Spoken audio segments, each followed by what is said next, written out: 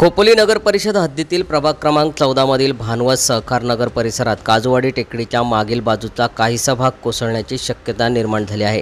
त्यामुळे परिसरातील नागरिकांमध्ये भीतीचे वातावरण निर्माण झाले असून संभाव्य दुर्घटनेच्या पार्श्वभूमीवर प्रशासनाने तात्काळ पाहणी करत आवश्यक ती खबरदारी घेण्यास सुरुवात केली आहे।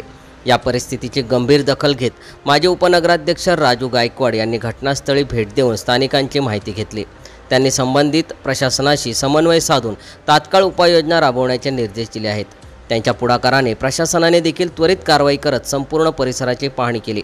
या पाहणी दौऱ्यात खालापूरचे तहसीलदार अभय चव्हाण, नायब तहसीलदार राठोड, डीवायएसपी विक्रम कदम, खोपोली पोलीस निरीक्षक शीतल राऊत, मुख्याधिकारी डॉक्टर पंकज पाटील, उपमुख्याधिकारी रणजित पवार, नगर अभियंता अनिल वाणी, कनिष्ठ अभियंता सतीश हडप, अविनाश गायकवाड, अग्निशमन दलाचे मोहन मोरे, मंडळ अधिकारी भरत सावंत, तलाठी अधिकारी दीप्ती चोणकर आदी अधिकारी उपस्थित होते।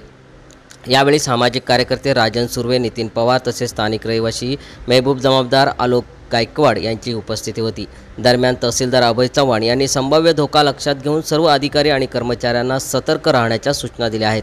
दरड कोसळण्याचा धोका लक्षात घेता परिसरात सुरक्षा उपायांची अंमलबजावणी करण्यासाठी लवकरच पुढील पावले उचलण्यात येणार असल्याचेही त्यांनी स्पष्ट केले आहे।